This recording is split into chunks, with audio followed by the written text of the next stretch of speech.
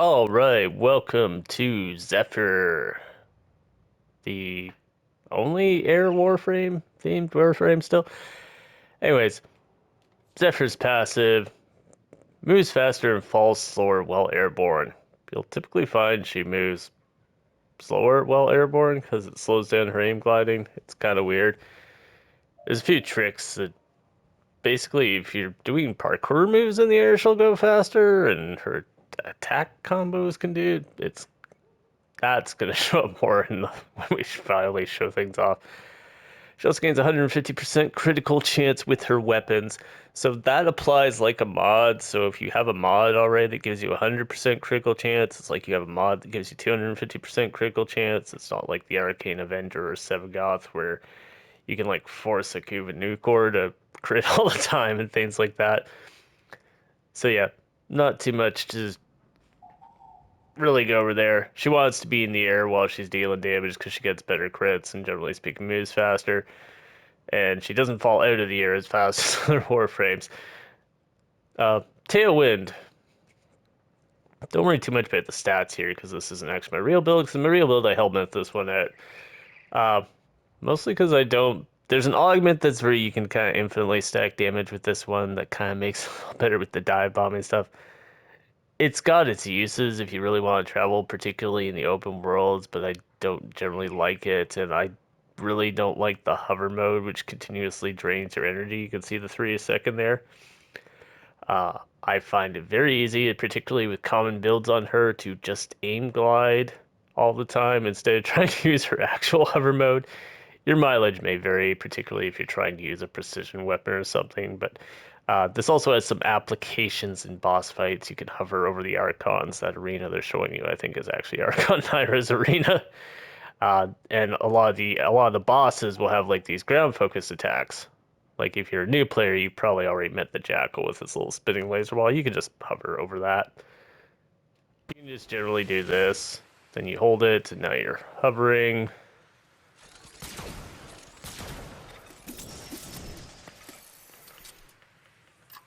This is not without its charms. It's just not something that comes up in a whole lot of practical missions, I find.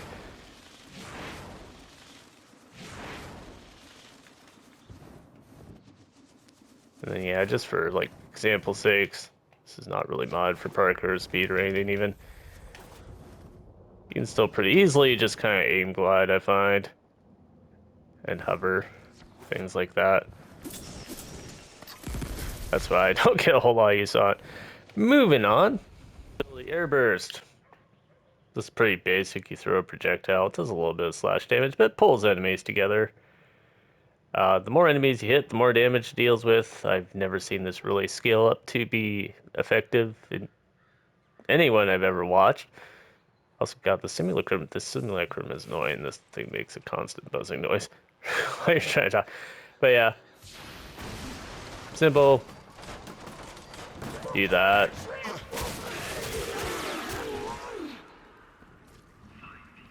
Voila. It's sort of useful as a crate thing too, because it smashes the crates, pulls everything, but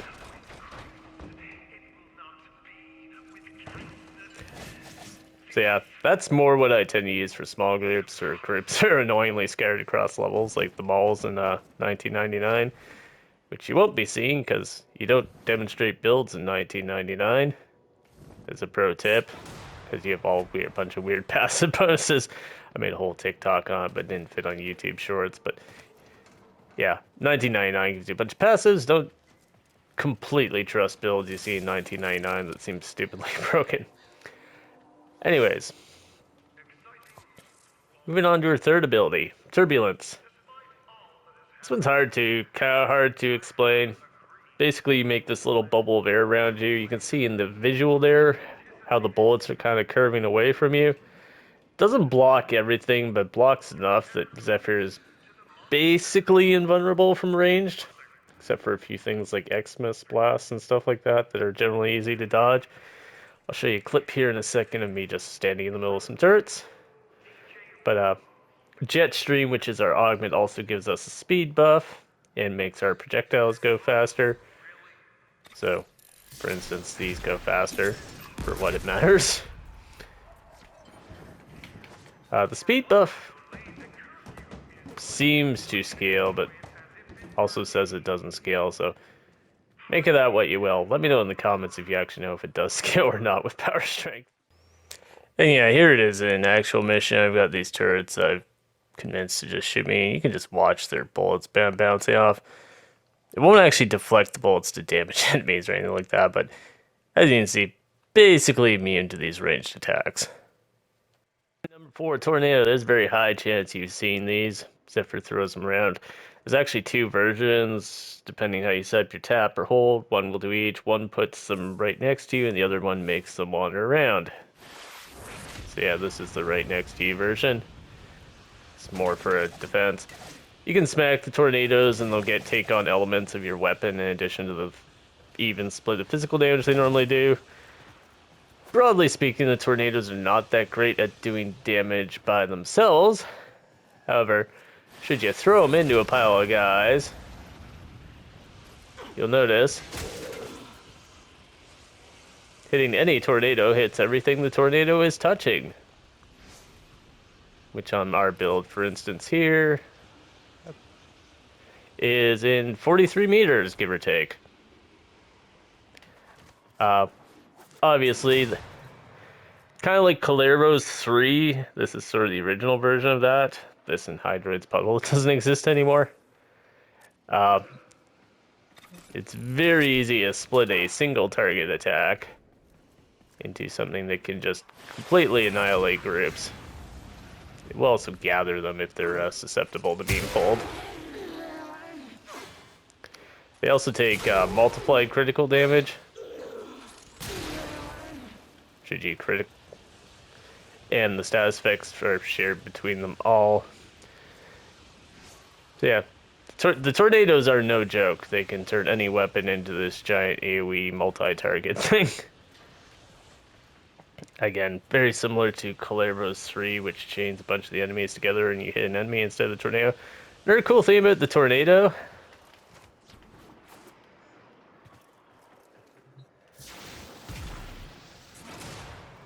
is if we pop in some Xmas,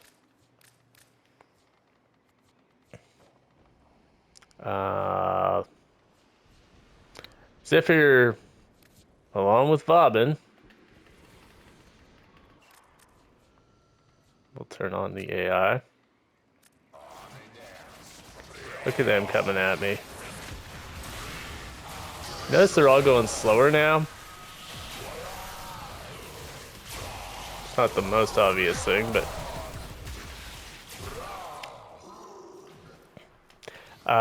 yeah, along with Bobbin,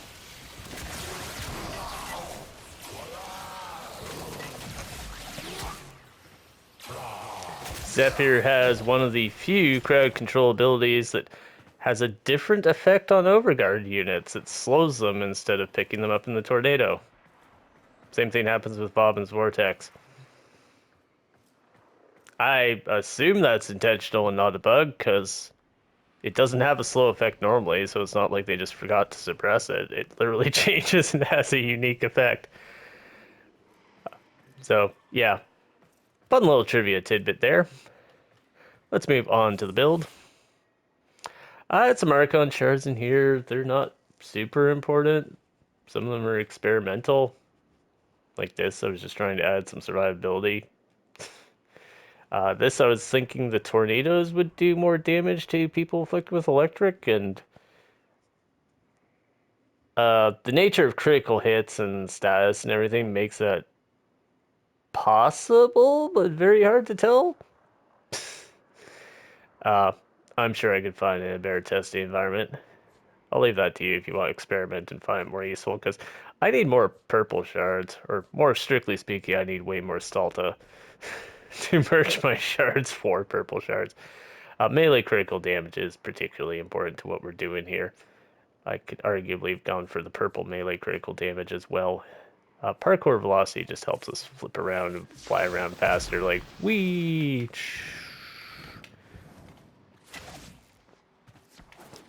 You notice there's some tricks to get momentum despite her aim glide kind of slowing her down. So what do we actually do with our Zephyr here? Well, some of these, again, you can tweak. They're not all super necessary. So we've got our 3 that deflects most bullets, most range attacks. So there's a strong argument that you don't need the aerodynamic, the aviator, and the boreal mod, which adds up to something wacky like, I believe, 70% DR in the air. You might not need all those, and the second you take one out, you can put something else in, of course. To taste. One interesting one is the worthy camaraderie worthy camaraderie augment, because we do get headshots a lot when we're fighting human type guys. Because 90% of the time we're fighting is like this. Has a pretty good, has a really good tendency to be clipping them in the head. So you can put worthy camaraderie in and get the headshot bonus. It also tends headshots can also be done by the electric procs when they shoot the lightning bolts out. You can go corrosive protection if you feel like you're having a little trouble with armor. Brief respite if you're going to go shield gating, more endurance style content. Beyond that, it's up to you. I don't have any other super suggestions. We got Archon continuity. You can use Prime continuity. If you're a new player, you can use regular continuity. That's just in there should someone happen to put toxin through our tornadoes. It will also apply a corrosive status effect. I don't make use of that effect myself, but there's no reason not to use it. Umbral Vitality. This is probably the most dubious thing in here, but I like a bit of beef on my case of toxin procs and other things just so I can shake things off and heal myself. Again, you could take this out. You could replace it with the Primed Vigor. You could go without this one if you're going to be putting a bunch of fire procs out through your tornadoes. Again, not something I usually do. You need to put Prime Surefoot in there if you absolutely must. What's not negotiable essentially is the range. We got Stretch and Augur Reach. Don't like overextended particularly. There is a reason to have Power Strength in here. Oh, it's for the speed there. And it also does a little bit of stuff with the tornadoes.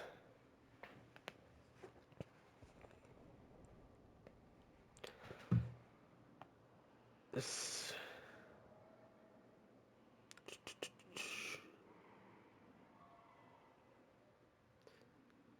The tornado, I'm just checking my notes here. I swore I did something specific with the tornado.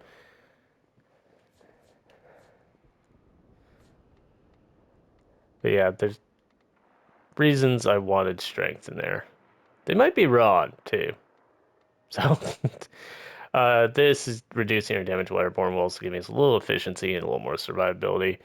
This is just for some duration. This one particularly, we want to always be up, so we want duration. A little extra flow. Should something deal the cold damage through our tornadoes, it will give us occasional extra energy orbs. Jetstream is my augment of choice for Zephyr because it increases movement speed and projectile speed. And over here we got Energize. I don't like running out of energy, particularly when my Warframe, needs an ability for their survival. Arcane Strike is attack speed to melee weapons, which is kind of important for what we're doing. The Tent Ferox and the Agrite, I'll show them to you, but they're not particularly used for this. You can use them if you want. Prisma Oma, we do use these. Now, feel free to use your melee weapon of choice generally, but particularly your Tonfas of choice. You may have to modify the build a little bit to get electricity in. Probably have to drop Magnetic Rush if you're going to throw the electricity in to keep the melee influence going. If you want to use Praetos or Cronin or Boltace. Boltace is kind of cool, thematic, because it makes tornadoes. Praeto gives you the parkour speed. Cronin is supposed to be in the meta one still, I think. But I like these ones because they have the electricity built in. You get a cool little lightning effect that you may have noticed here. Now, one thing with these is Notice if I just do an aim glide, I go about E fast. And fall down just before that thing. And this is much easier now than when I originally started. I've had this build since before the Prisma almost came out. But nowadays, the auto melee here, you can just hold it down. And this is actually propelling me forwards. This is a similar effect to what used to be called coptering, which was pre-bullet jumping. And actually, the more attack speed, that's why we have the arcane strike and things like that, the more you can go forwards by doing this. And it gets kind of amplified by the fact that Zephyr is faster in the air. And this whole time, we are just kind of flinging around these chain lightning, exploding death size below us with the reach.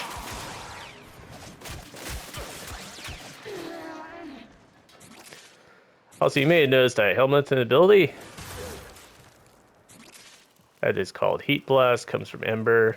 Notice it basically destroys their armor because it knocks off 50 with no matter what your power strength is. And then the heat effect actually reduces the other chunk down another halfway. So you basically nuke 75% of their armor away with that. The one chunk of 50, then the next half chunk takes a second, but it will happen there. So that takes down some of those more beefier units should they happen to be lasting on you. That said, if you're applying all your other powers, they generally don't. Again, you can do a lot of stuff with the helmet. You can give her infested mobility if you want to really fly around. You could keep her regular flying around ability. You can throw null stars on there for DR, different things like that. So that rounds out the build part, the guide part essentially. I'm going to hop over into a Steel Path mission, but if you don't need any more, thanks for watching along. Drop a like if you have found this informative. Consider subscribing to the channel as well if you haven't already. We'll see you in the next video. Feel free to drop a comment down if you got any suggestions too. Or if you have on this build, or if you want to suggest the next Warframe. D should be releasing the usage stats for 2024 soon, so I'm probably going to take the least used Warframe that I haven't already done a video for when they do that. But for those staying on, we'll be joining us over in the Steel Path. At your peril. Sure thing, Teshin. Underestimate at your peril. So yeah, we're here on the Steel Path. They have just shut down all Good old systems. void survival is what was on the alerts today. Multitask and do my dailies while I'm recording videos, you know. So yeah, we're gonna have teammates because that's how Steel Path is played. I gave up just coming in these things solo ages ago. Because I generally can't be bothered. That said, I've killed hundreds of these things already. Well, not hundreds. Probably a solid 50 or 60. So, you can clearly tell that the build is working without the teammates.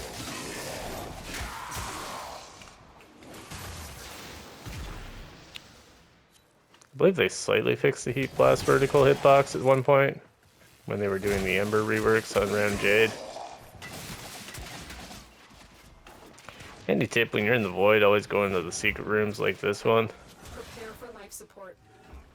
Sometimes you get like mods you can solve for some platinum in there. Or if you're a new player, sometimes you get mods you just want in there. So yeah, we got our tornadoes. Our tornadoes double our critical damage, so immediately we just upscale from that alone. If we want to gather guys, we can just whip down one of those. Somewhere in here is an assassin squad, but I think they're already dead. Whoever was dealing with them. Our teammate is not staying in the room with us. They've gone who the hell knows where.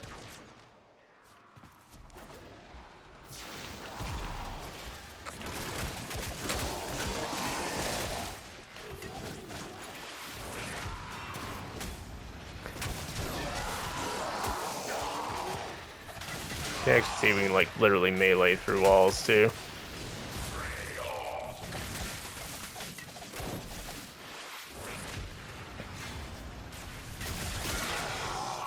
That magnetic mod on there, that new magnetic mod that gives us some of our attack speed is also kind of helpful with the overguard.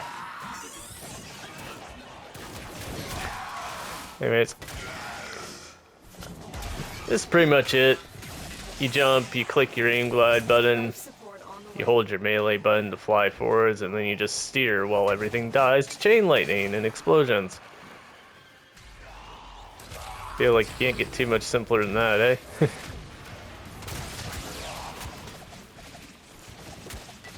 Pretty sure your damage resistance and everything stays up for a second when you hit the ground, kind of like Wisps as well.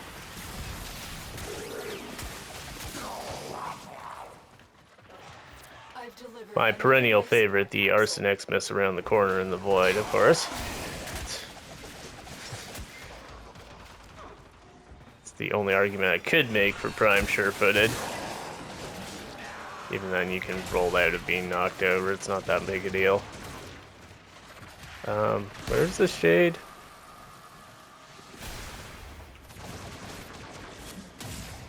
Are you a friend?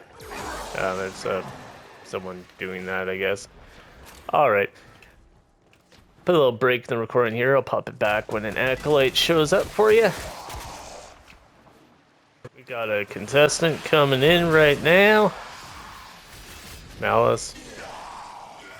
What the hell is it at?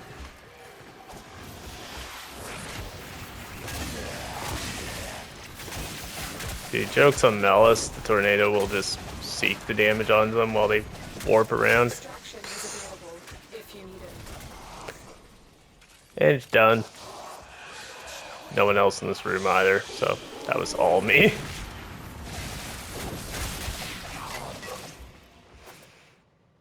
Thing is, whether you're Zephyr or just someone around Zephyr, you do want to always hit the tornadoes for that double critical thing. Also, anything like the electric or blast procs that affects stuff in an AOE, gas as well. That if you inflict on all the enemies, they all inflict it onto each other, is because they're all exploding against each other. It's the same principle as 7,000 Corvex. That's another kind of thing. Zephyr is one of those Warframes that will actually scale up and become stronger when there's more enemies. So, if you're soloing the regular star chart, she's weaker most of the time than she would be in a Steel Path high spawn mission like Survival or Alchemy. Anyways, again, thanks for watching along. Hopefully you found this helpful. All legs intact? No extra holes? Good. Nobody gets to see you break a sweat except me. Thanks, Letty. I'm a robot. I don't think I sweat, but if you've enjoyed the video, remember to drop a like, consider subscribing if you haven't already. Throw down a comment about what Warframe you think we should do next. I'm kind of thinking we'll see what D's least used one is, because that's where I started last year when I put out the Caliban build video. We'll kind of go from there, and we'll hopefully see you then. Hopefully my voice isn't sounding too bad, because I've been kind of sick, but... And in the meantime, keep an eye on the channel. We might have some other Warframe stuff coming out that's not a build video or a guide video. Or it might be a guide video, but not a build video. Crazy, I know. Still some stuff for Wayfinder and some other ongoing Let's Plays and things. Hope you're enjoying the new year so far. It hasn't been too chaotic for you, and we will see you next time.